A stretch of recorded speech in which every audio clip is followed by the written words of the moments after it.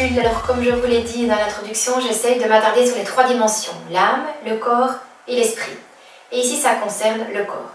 C'est vrai qu'on ne peut pas entreprendre un chemin de reconstruction sans s'attarder brièvement sur les notions de l'hygiène de vie.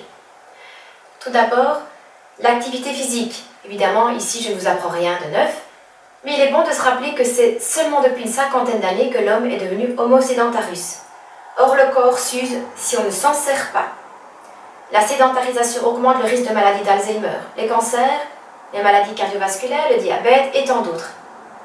En effet, la fonction respiratoire, cardiaque, pulmonaire, le squelette, la force musculaire, l'activité intellectuelle, tout cela est amélioré par l'activité physique. Une étude a même révélé que seulement 15 minutes de marche quotidienne amenaient 3 ans de longévité en plus. Et cela est proportionnel à la durée et à l'intensité de l'activité physique, évidemment.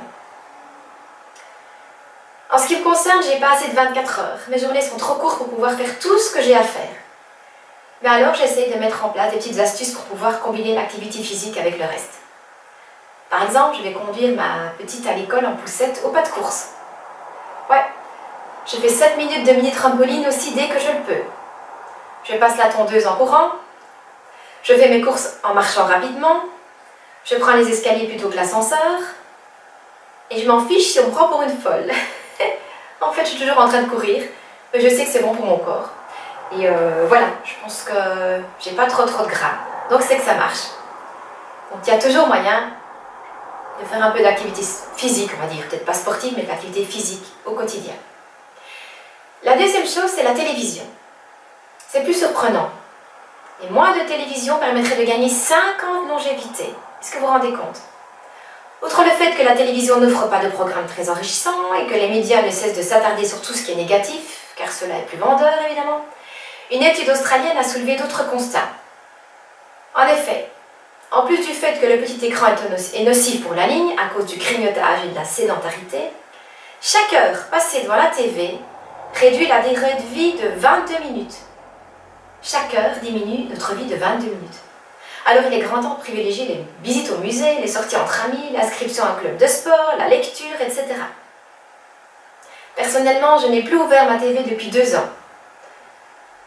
D'abord parce que je trouve que c'est une activité chronophage, et puis parce que les médias nous gavent d'événements négatifs, que la plupart des programmes sont stupides, et enfin parce que je ne veux pas être influencée par les publicités qui nous feraient acheter n'importe quoi, dont je n'aurais aucune utilité.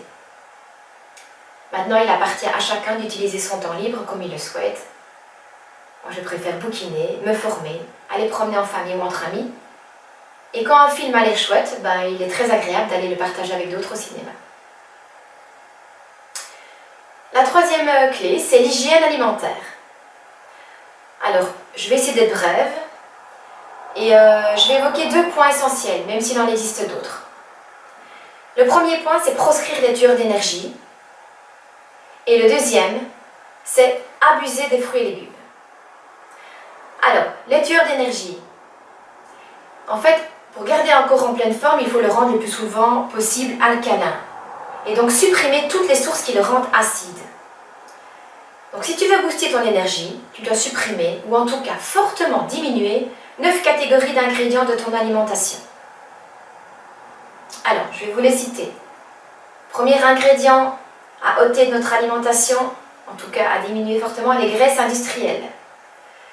Ce sont les viennoiseries, les pâtisseries, les biscuits, les chips, etc. On a besoin de corps gras, mais de bons corps gras, comme l'huile d'olive, l'huile de lin, les fruits secs, etc. Deuxième tueur d'énergie, je vais vous épater, mais bon. Deuxième tueur d'énergie, la viande. La viande te prend ton énergie, contrairement à ce qu'on nous dit depuis notre enfance. Pourquoi ? Parce que la viande produit une suractivité du foie.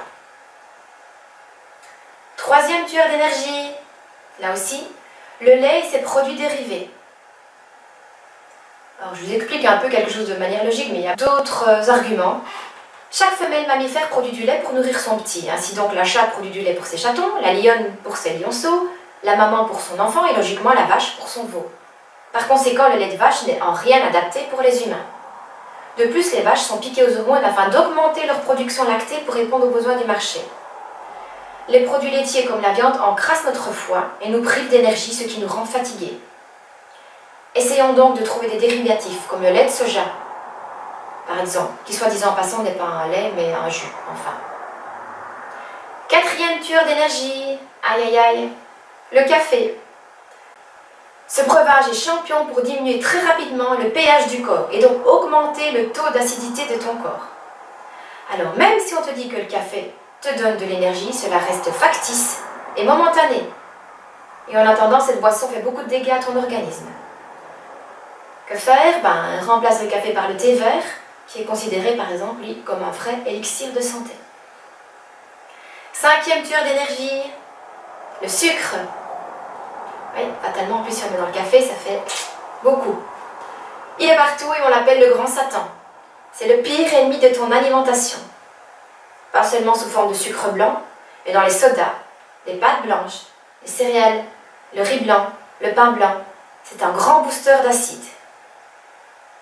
Sixième tueur d'énergie, les cigarettes et l'alcool. Je ne vais pas refaire le procès du tabac. Quant à l'alcool, un bon verre de vin ne peut pas faire de mal si cette consommation reste modérée et exceptionnelle. Septième tueur d'énergie, les produits blancs. Alors ici, je ne parle pas des produits hard discount, mais bien des pâtes blanches, du pain blanc, du riz blanc. Donc comme je l'ai dit plus haut, ces aliments sont remplis de sucre. Et il reste des produits industriels qui augmentent l'acidité de ton corps et en même temps te bouffent ton énergie. Que faut-il faire? Privilégier ce qui est gris. Huitième tueur d'énergie, c'est le vinaigre. Cet ingrédient est hautement acide. Remplace-le plutôt par un filet de citron et un peu d'huile. Voilà. Alors je vais rajouter les médicaments. Limite-les au strict minimum. Les fruits et légumes, comme je vous l'ai dit plus haut, vous pouvez en abuser. On recommande 5 portions de fruits et légumes de manière quotidienne. Ils doivent faire partie de tous les repas et occuper la moitié de nos assiettes. Et oui. Donc comme on va diminuer la viande, compensez par des légumes, surtout les légumes verts. Afin de préserver les nutriments des légumes, la cuisson à la vapeur est préférable. N'oublie pas non plus que tu peux en faire des boissons en mixant les légumes et fruits préférés. Fais preuve de créativité. Sinon, le net regorge de nombreuses recettes de smoothies plus qu'alléchants. Alors ce que je peux vous dire, c'est que ça fait maintenant plus d'1 an que j'ai supprimé ou fortement diminué les 9 catégories d'aliments tueurs d'énergie décrites ci-dessus. J'ai gagné 2 heures minimum de sommeil par jour, ce qui fait 60 heures par mois et 720 heures par an, soit 2 mois de gagné par an. C'est énorme. Surtout si vous passez votre temps à vous former, à prendre soin de votre santé, de votre bien-être, à développer votre créativité, afin peut-être de générer des revenus. Vous rendez-vous compte du temps gagné? N'est-ce pas là une belle façon de vivre sa vie à fond? Quant au sommeil, donc je vous l'ai dit, je gagne 2 heures par jour. Parfois, je fais une micro-sieste de quelques minutes, ce qui me permet de travailler jusque presque minuit. Il est vrai que j'ai dû calquer mon emploi du temps avec celui de ma petite dernière, et j'ai donc trouvé la façon adéquate pour me donner les moyens de travailler quand elle dort. Donc je travaille jusqu'à minuit, mais alors je fais une petite sieste après le repas, mais vraiment 20 minutes, et c'est suffisant. Il est recommandé de dormir plus ou moins 7 heures en fonction des individus. Si vous avez besoin, comme moi auparavant, de dormir davantage, ou si vous vous sentez continuellement fatigué, revoyez votre alimentation et votre hygiène de vie. Veillez aussi à votre poids idéal. Il existe plusieurs formules pour trouver son poids idéal. Donc on parle de l'indice de masse corporelle, par exemple, c'est le poids divisé par la taille. Un indice de poids corporel normal doit se situer entre 18,5 et 25. En dessus de 18,5, on considère que l'individu est trop maigre, et au-dessus de 25, il est en surpoids. À partir de 30, on parle d'obésité. Donc essayez de vous rapprocher le plus possible de votre poids idéal afin d'éviter des carences ou excès qui seraient préjudice à votre santé. Alors encore un autre conseil, se faire dépister et suivre ses traitements s'il y a lieu. Même si nous paraissons en bonne santé, il est bon et même fortement recommandé de faire un bilan annuel chez son médecin traitant, surtout passé à un certain âge. Ce bilan pourra révéler un début de carence ou au contraire un surplus d'éléments nocifs pour l'organisme, comme le cholestérol ou le sucre. Le dépistage permettra aussi d'identifier le développement d'une maladie qui pourrait se révéler fatale si elle n'était pas soignée à temps. D'après une étude, ce comportement de dépistage et de suivi de traitement le cas échéant, permettrait de gagner jusqu'à 15 ans d'espérance de vie. Donc je pense que ce n'est pas du temps perdu. Alors il y a voilà, d'autres points concernant l'hygiène de vie, comme faire l'amour, méditer, le me-time. Mais voilà, tout ça se trouve dans des autres capsules qui sont conçues spécialement pour ce sujet, afin de pouvoir les développer plus en profondeur. Votre défi du jour? Revoyez les tueurs d'énergie, voyez comment vous pouvez les retirer petit à petit de votre alimentation. Et vous verrez qu'après, ça deviendra une habitude. Voilà. On se retrouve pour une prochaine capsule. À très bientôt. N'oubliez pas de prendre soin de vous. Hein. Ciao, ciao.